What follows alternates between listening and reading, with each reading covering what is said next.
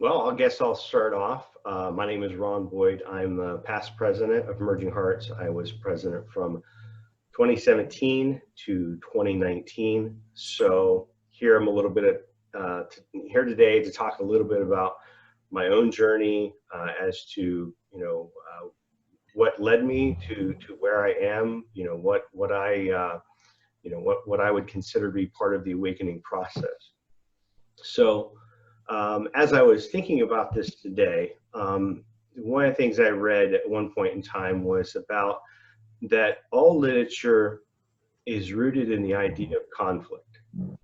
So for me, it was looking at what those conflicts were that I encountered and how those conflicts changed me. And I'm going to even begin by saying that conflict is a necessary part of the process. So if we're trying to run away from conflict in a sense, and that conflict is not just external, it could be within ourselves, that ultimately, as part of our journey and our part of awakening, we have to face and we have to confront ourselves.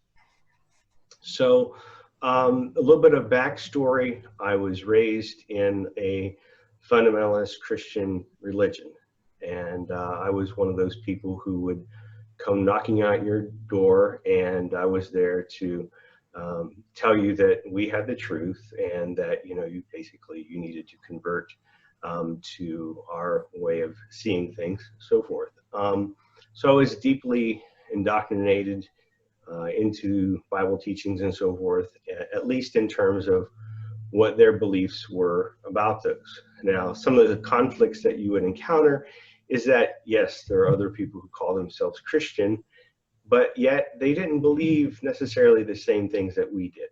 So, but yet again, you are thinking, well, we were the true Christians and they were the false Christians. So again, that was part of the conflict. But whenever you're young, you basically just, the things that you're told, that's what you believe. Now, some of the things that, for me, as I was growing up, at least until the time I was a teenager, we did not have a television in the home. Now, that doesn't mean I didn't get to watch television. I would go visit the neighbor kids' homes, or someone else in the neighborhood had a TV. We watched a lot of TV, so I wasn't necessarily deprived completely there. But yet at the same time, you could almost see it as perhaps an asset in a way, because instead of watching TV all the time, I was reading books a lot. So, even though I was indoctrinated in a certain way of thinking, in some respects, I was also developing my own ideas about things through the books that I read. When I was younger, of course, it was reading more works of fiction.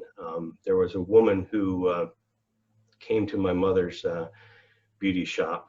She worked out of her home, and she was part of the Nancy Drew mystery series. And so she gave me all the books of the Nancy Drew series, and I read probably just about every one.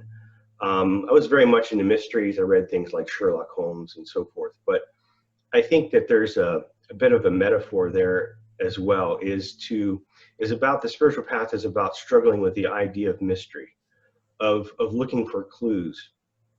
And so I would liken those clues, as I often say, as breadcrumbs along the path that you follow. And you continue to follow those breadcrumbs, and they eventually lead you somewhere. And in many cases, you're going to be surprised as to where it takes you and where it leads you. So another significant thing that happened was part of that conflict was I was around 14 and my sister was 16, and she took her own life.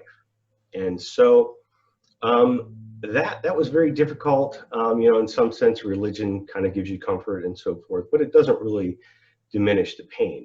And then the next thing that created a conflict was I started to date someone when I was 19 who was not a member of the religion.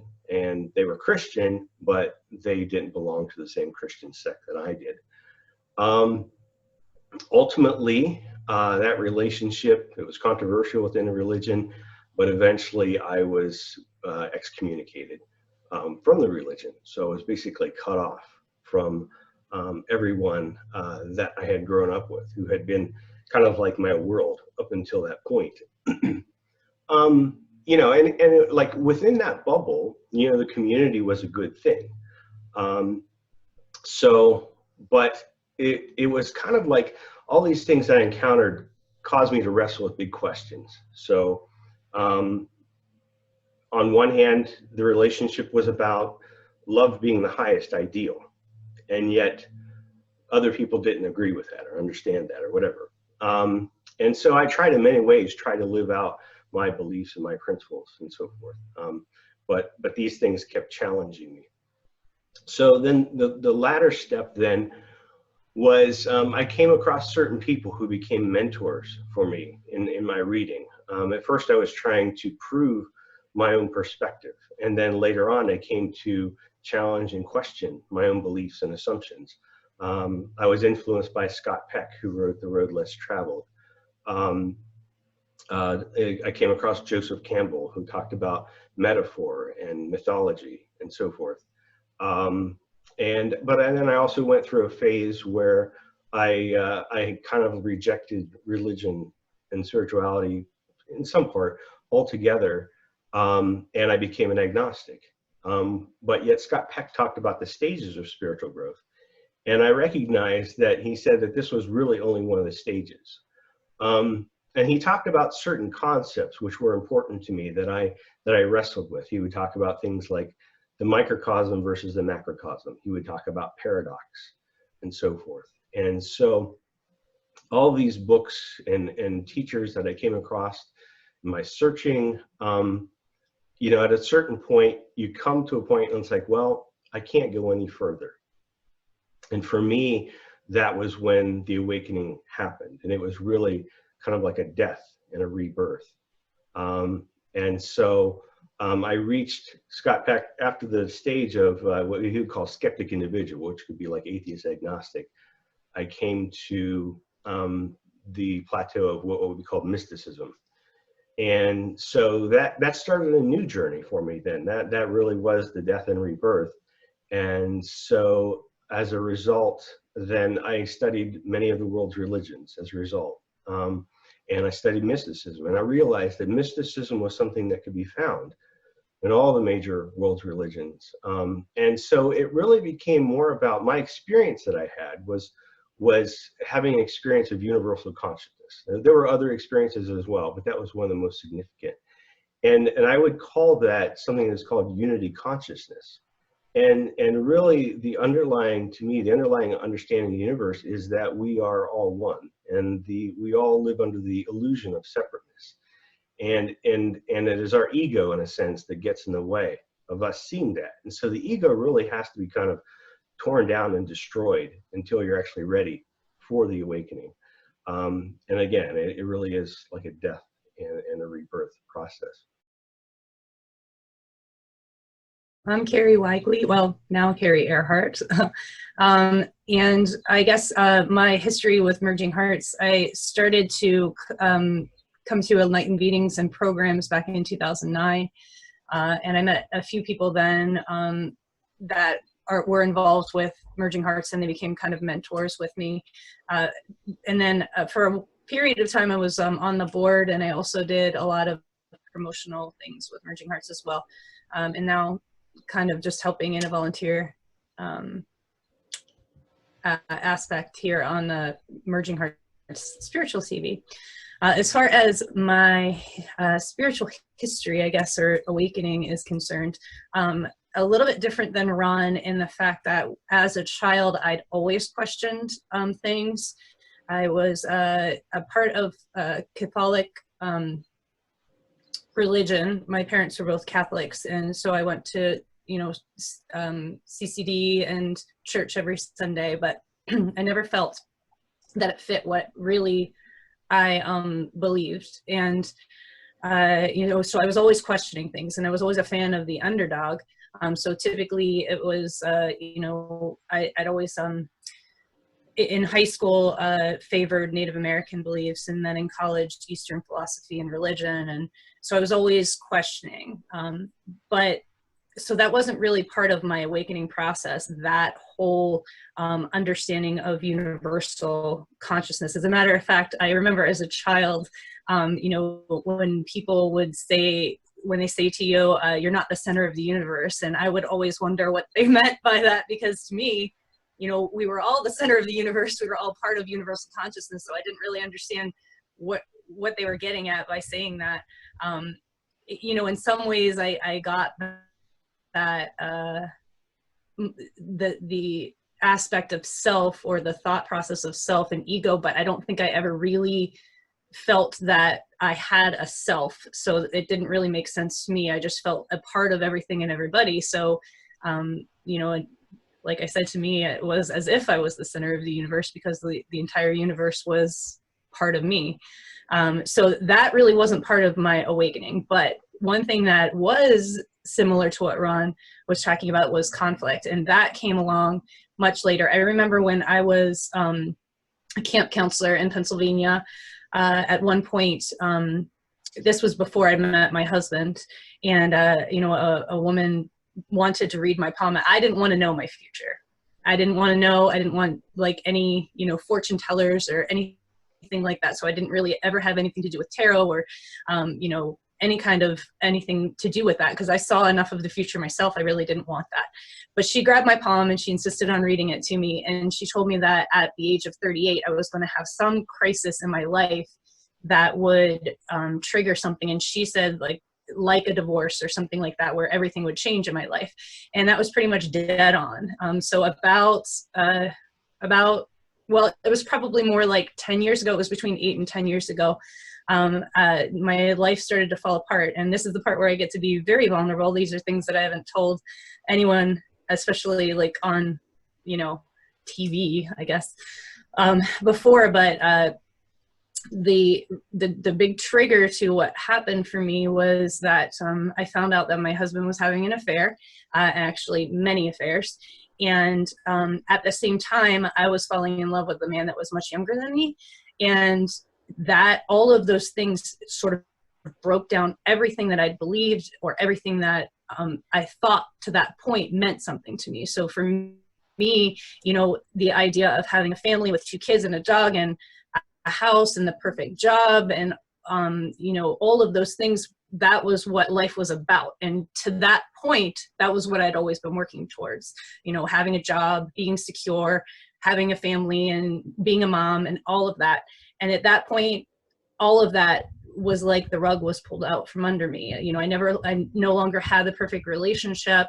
I was no longer the person who I thought I was. I was dealing with a ton of guilt and shame, in the fact that I didn't even feel like I could be a mother to my children.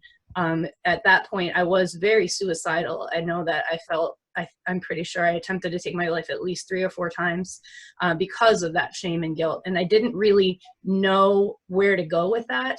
And then I started to break down, and things started to go a little in my mind as if I was crazy. And so that's what I started to portray or picture myself as. You know, I started hearing voices on the wind. I started being able to read patterns and everything. I mean, I could look at a spider web and I could tell you what the spider, like what was going on in the spider's mind as he was, you know, building this web or what have you. And like numbers and music and everything just made made me have this understanding of the universe that I could read. And I at the time realized and decided that I'd had basically superpowers, like I could understand so much. But at the same time, communicating that to other humans was impossible, because the words that would come out of my mouth to them, I'm sure were gibberish. I'm sure that it was as if I'd gone insane. And I know, because I could read their thoughts in some aspects, that what they were thinking was that they needed to put me in a mental institution, that they were going to take away my children. And this was even, you know, my mother was living with me at the time. And I know that that's what her and my husband were thinking that they were going to have to do with me. And so I thought I was going to lose everything. And that catalyst, that conflict, is what really pushed me basically kind of over the edge, but at the same time, it was a spiritual breakthrough. And so once I realized and could understand that the idea of letting go of shame and guilt and you know, releasing and surrendering to those emotions was a way to lift myself out of where I was and and a way to heal from all the things that were happening to me. Then I was started to be able to embrace like I said, the superpowers, the spiritual superpowers that I was experiencing at that time. And then I also was able to do some inner child work and go back and realize that when I was a child, I had those same experiences.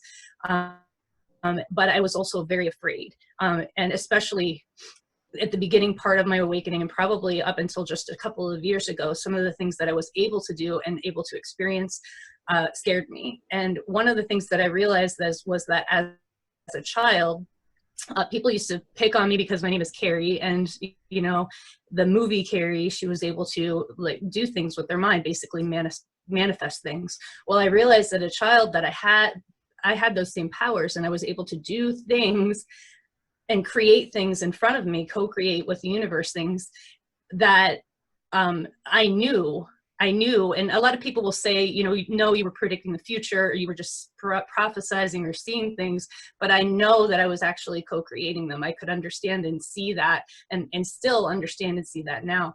And so there was a time period during my awakening process that I was really afraid of that power that I had. And so that was another thing that I had to get through, you know, to release that fear. And so it was like this cascade of, you know, letting go of shame. And a big part of that actually was, I started to watch the Brené Brown TED Talks, and she went through vulnerability, and she talked about shame, and she talked about releasing those. And then from there, I read a little bit of David Hawkins, and he talks about the levels of consciousness and how you can surrender your emotions, surrender to your emotions, and therefore, as you release your emotions, you kind of, he would talk about raising your vibrational level, but for me, it's a little bit different. It's just more becoming clear. But he would talk about that, and those are the things that helped me to get through and release, like I said, release shame, release guilt, and then eventually release fear of the gifts that I had, to the point where I could actually use them for good for other people. And so that's more where I am right now. And in that, for the last year, because my divorce was finalized in December, but I left my husband about a year ago in February of last year. And since that time, I've been really working on self-love and, you know, increasing that and really understanding who I am and what gifts I have to give, and then becoming more and more confident in those. So that's kind of where the point where I am right at the moment. And I guess where my journey has led me to. An awakening. So that's my story. My name is Bo Ramsey, and I probably, out of the group here, have been involved with Merging Hearts the longest. Not that that's a big deal, but I've also served as a past president and been served as several positions on the board, and am currently on the board. My spiritual journey began metaphysically when I started studying under my mother-in-law, Carol Wise. She's a local psychic medium, and I was actually in her first ESP, Develop Your ESP class. It was 6 weeks, and I couldn't believe that I got to spend one night a week with a lady who is actually a psychic reader. That just was so interesting to me. And we all just hung on her every word, and continued on with studies with the different classes that she started having. One class led to another, and we just me and a bunch of other students just stuck with her.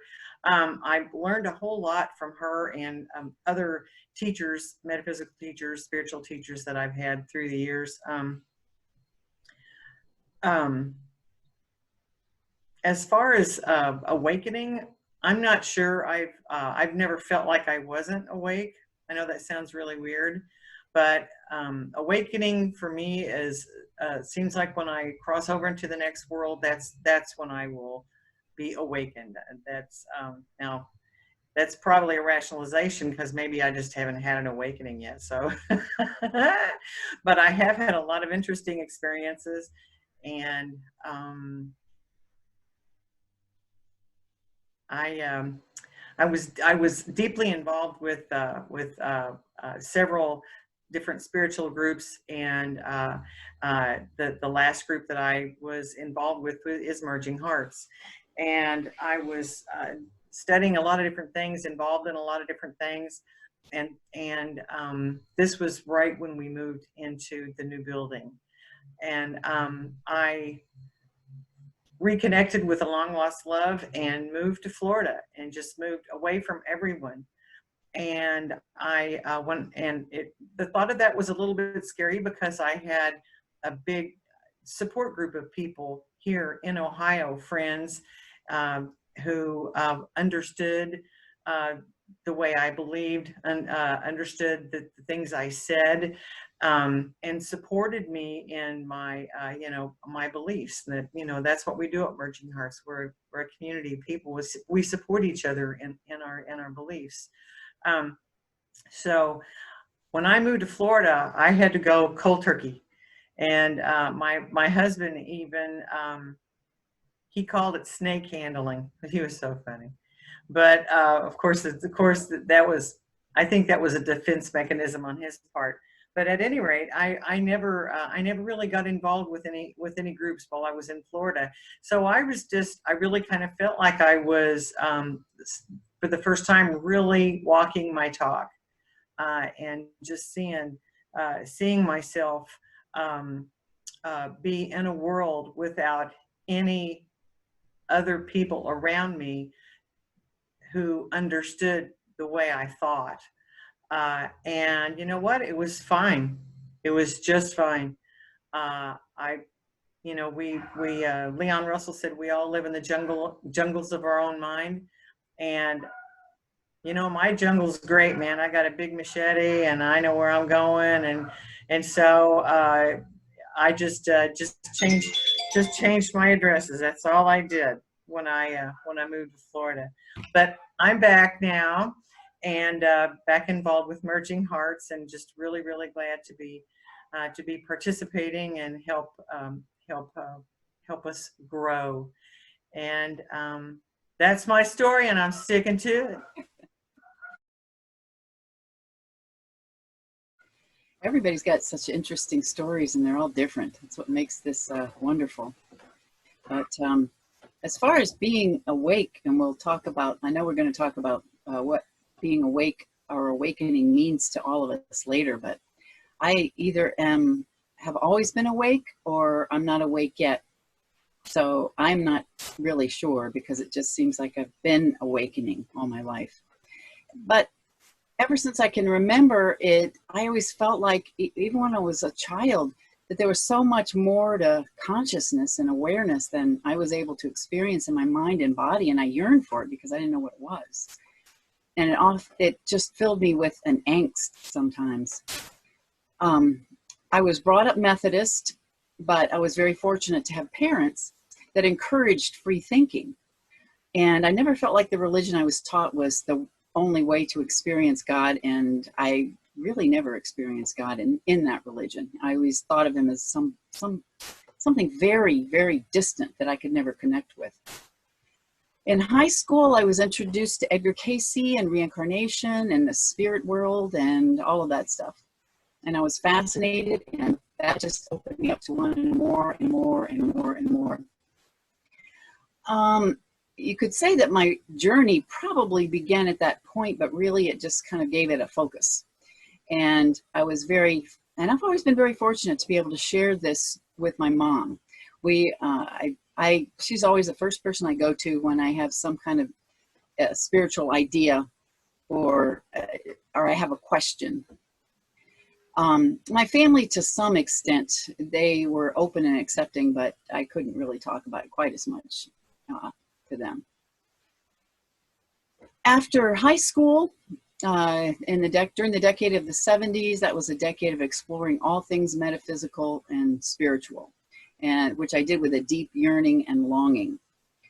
In 1975, I was introduced to some channeled teachings that really opened my mind and changed my paradigm, and actually helped me understand the nature of the soul, past lives, why we incarnate on the earth, and a lot of other things.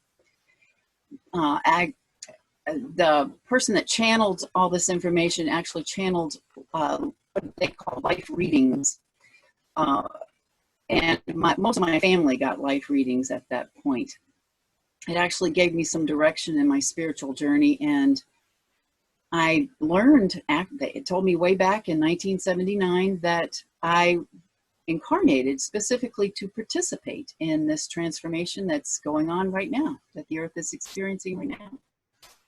So that life reading ignited an even deeper yearning to understand who I am and my place in the universe and my relationship to God.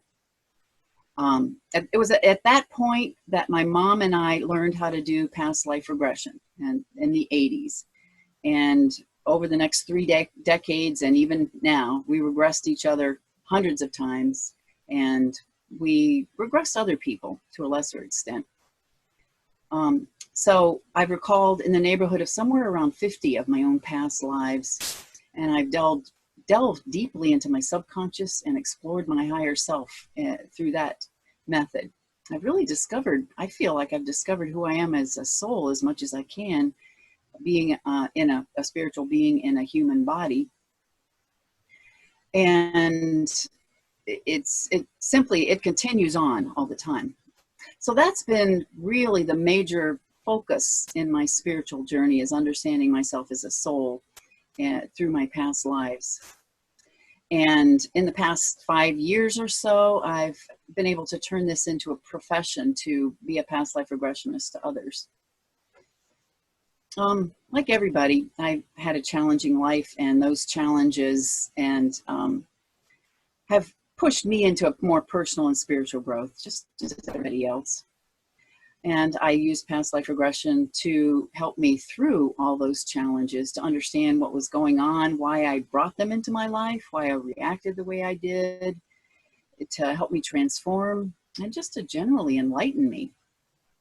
But I've also devoured other types of spiritual teachings along the way, like just a few of them: Eckhart Tolle, Emmett Fox, Brian Weiss, Course in Miracles, and also some of the ones that all of you have mentioned as well.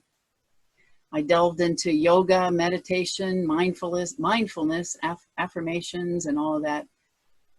Truthfully, the only thing I've really had discipline in until 5 years ago or so was yoga, which I really kept up a practice for 40 years. Another major influence in my spiritual journey was 10 years in Al-Anon because of an alcoholic husband. And that spurred a lot of growth. It gave me a lot of aha moments and what I call oneness moments, which all of you have mentioned, but you call by different names. It seemed like while I was in Al-Anon, these realizations that were paradigm changing seemed to happen to me on a regular basis between year 2000 and 2012 or so, as I was learning to gradually let go of my codependence. I also had I think about 3 what I call oneness moments. And they were very profound to me. They were gifts from spirit in which I felt a complete oneness with all that exists and realized perfect love, at least what I've interpreted as perfect love. But only for a few minutes. I wasn't able to maintain it, and I'm always trying to get back there.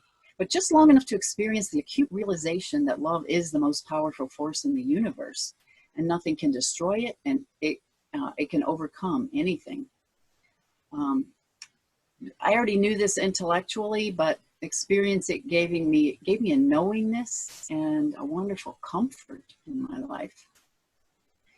And that brings me up to the year 2012, which was a completely pivotal year. Everything in my life changed, and everything is totally different now. Different people, different places that I live. I see things differently because a number of things happened to bring all these deep-seated blockages to the surface, partially because of new people that came into my life that brought up some unresolved karma, but also some major life transformation, such as my the economy, that the whole economic situation totally reversed itself. My husband was on his way out.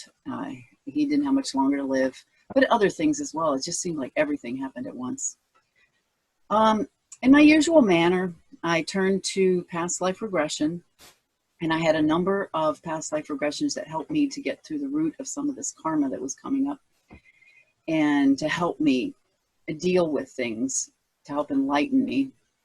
And during one of these sessions, an entity that I knew in a past life came to me and told me I would be channeling him and other entities.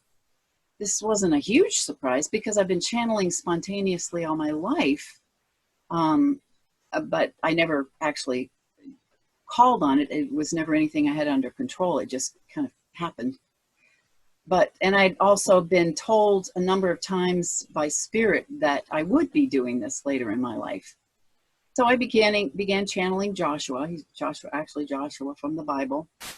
And then other entities came in, and currently I'm channeling a group of entities calling themselves the Collective. So that has really helped change my perspective and given me a much more enlightened perspective and understand things a lot more too. The last thing I want to mention when discussing my spiritual journey is I can't leave out my experience with Reiki. I learned Reiki 5 years ago. I became a Reiki master 3 years ago and have been teaching it ever since. It's added tremendously to my spiritual growth. It's pretty much filled in the missing pieces because what it's done for me is provide the discipline and the practice of allowing your ego to step aside to regularly clear and balance your own energy and get in touch with that energy and ground yourself and connect yourself to spirit. These are all necessary things for practicing Reiki. So it's been a wonderful, wonderful adjunct to my spiritual practice. It's also helped me to be able to regularly meditate as well, which has helped me a lot too. So that has been the most rapid transformation in spiritual growth for me. It's just these past 5 years that I've been doing that. And that brings me up to today. And I don't think I mentioned I am a board member also of Merging Hearts, but I'm the newest one here. I haven't really found my place yet, but I'm getting there. So thanks for listening. I like this statement. Something I say periodically is that we can't have peace in the world until we first have peace within ourselves. And I think that's something that we all need to cultivate. I also look at the world that we live in. We are in the world of time. So in some sense, this is the world of opposites, the world of duality.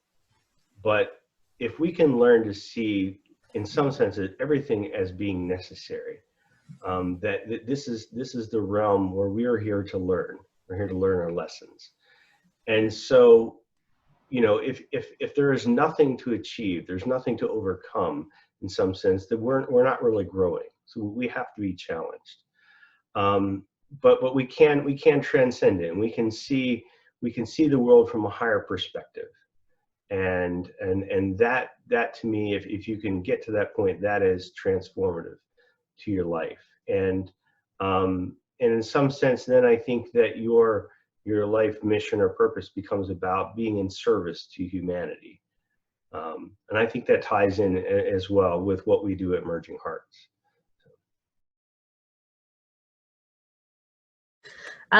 So I think that what I'm understanding right now, and yes, this is a bit of kind of what's going on as a collective of all of us, but there are some of us, like the people that are in this group right here, who are saying either that we had some kind of awakening or some catalyst that made us a little bit more spiritual in nature, or understand the collective consciousness on a greater level. Some of us were blessed to have that throughout our entire lives, but some of us had to be triggered or have a catalyst that pushed us into that. And one of the things that I came to understand from taking the shaman class that we had at Merging Hearts was that there are certain things that that trigger a shamanic, what they call a shamanic death, and that some of those things include being in isolation, putting yourself away from others, or sometimes it could be an illness that has a very high fever or some sort of sickness. And another thing could be that you lose everything, or that there's some major change in your life. So one of the things that's amazing to me is how we as a collective consciousness have manifested a way for our entire world to come into one unified awakening.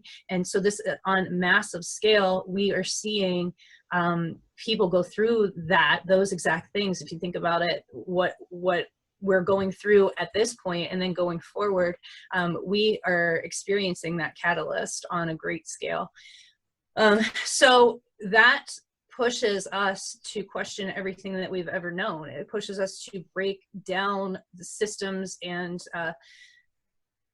there's one thing that I say on a continuous basis to people, and that's that love will not be boxed. You can't put love inside a box. And so when you try to put love into a container, or you try to put control or boundaries around it, it's going to find every single way that it can to get out of that box. And it's going to push you to break down those boundaries, break down those barriers, what we call walls, to break down those walls so that you can experience more love, more unconditional love, or more of the collective consciousness. And so that's what is happening in my perspective, or my understanding of it, is that we have put these systems in place to keep control over ourselves, keep control over everything. I mean, you think about our economy, our schooling, all the systems, marriage, everything. If you think about the fact that all of those are breaking down, those are all the boxes that we've tried to fit love into. It's an energy that can't be contained in that way. And so an awakening process is, if you already have these boundaries, these walls in place, then you're going to just go through a continuous process of breaking those walls down. And, some people call this alchemy. And what it is it's a purification of your own soul, of your own understanding of things. And so we're put into the crucible, as Ron says this quite a lot. We're put into the crucible where everything that doesn't serve us is burned off. And then our understanding of it changes so that we can have a better or greater understanding of each other, of the collective consciousness, of universal love, and we can experience it on a different level. So that's what we are continuously doing. And that is, some of us have it, in a great push, one great big push that will get us to a different point. But sometimes we also have these little experiences, like Barb said, these little aha moments that cause us to grow more and more and more and more. And you have those all the time. Those are, in my mind, or what my understanding of it, those are like mini awakenings. They awaken us to a better and greater understanding of ourselves and the people around us. So that's my take.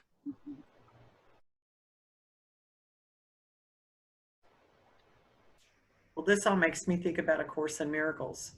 And the biggest message in A Course in Miracles is that we are all one. And if one person is hurting, everyone is hurting.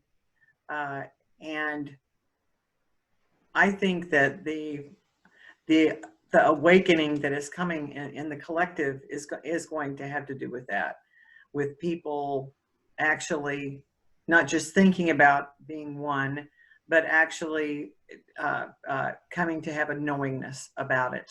And the scales will tip. Chopra talked about the 100th monkey, or reaching critical mass. And the time that we're going through right now is a possibility that we're leading to that.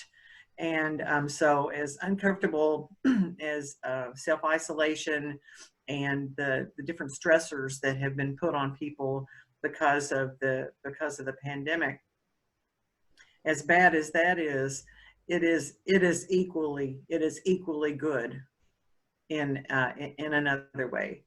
And no matter how bad something is, there's a gift in there for you, and you just have to keep putting one foot in front of the other, have faith, and know that when that eventually you're going to get to that point to where you can unwrap that gift and discover what was there for you from the discomfort.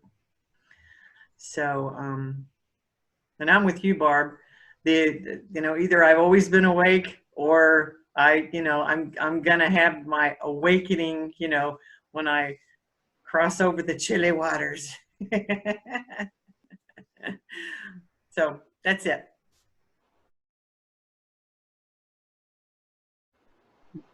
Well, I'm not going to say anything different. I'm just going to use different words. But I see awakening as occurring on the personal level and the collective level, just like you guys have talked about. I think what awakening boils down to is the realization that we are all one. And it's just gradually learning the different aspects of that. We are not separate from one another, and learning that what we do to each other, we actually do to ourselves.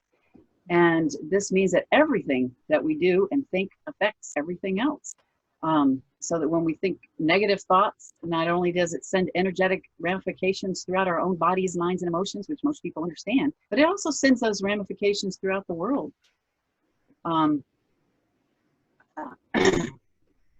Being an empath, I learned that I picked up energy not only from people around me, but from people in situations all over the earth. And I think this harks back to what you were saying about the 100th monkey. And probably I pick up energy, and we all do, from the cosmos. But this also works in reverse as well. And each one of us can truly affect the world simply by the thoughts we think and the vibrations we send out. So that leads me to so that's the collective part of it as I see it. The personal awakening is not something that is done to you. It's not something that's taught you, although others can certainly guide you through it. It's something that each of us does by going within and by exploring who we are as individuals and how we fit into the whole. And that's a scary thing for a lot of people. Awakening is learning to use and trust your own intuition, that inner voice that generally is very quiet, and most of us don't, it's hard to listen to, and comes from your higher self. It's also learning to be mindful and stay in the present moment, and that's the only place that you can actually hear your own intuition or spirit speaking to you. There are many, many ways to go within and explore who you are and experience awakening. I have personally, as I've said, used past life regression, Reiki, yoga, meditation, and my relationship with nature. I don't want to discount that. That's a huge one as my primary methods, but there's so many others. And the wonderful thing about Merging Hearts is that we are open to exploring all these ways and helping to guide people along these ways and teaching each other. So collective awakening is also realizing that others have an inner voice, not just us, and learning to respect that inner voice that's in everybody else. And to me, it's also knowing that we are all students and teachers to each other. And we are continually learning from and teaching each other at the same time. We also feel each other's pain, even as we feel our own pain, and we heal each other, even as we heal ourselves. And that's all I have to say about that.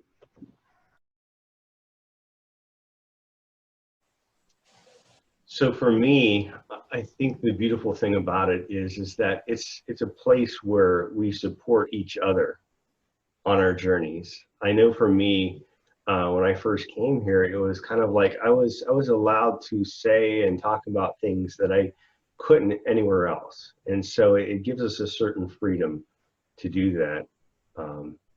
So I think that's great, the community that we have and how we support each other, and you can see people in their growth process, and it feels good. I think it's a collective of spiritually seeking others. I consider Merging Hearts as a safe place to express and a forum of acceptance. I was going to say Merging Hearts is very open to people, to all walks of life, to all experiences and ideas.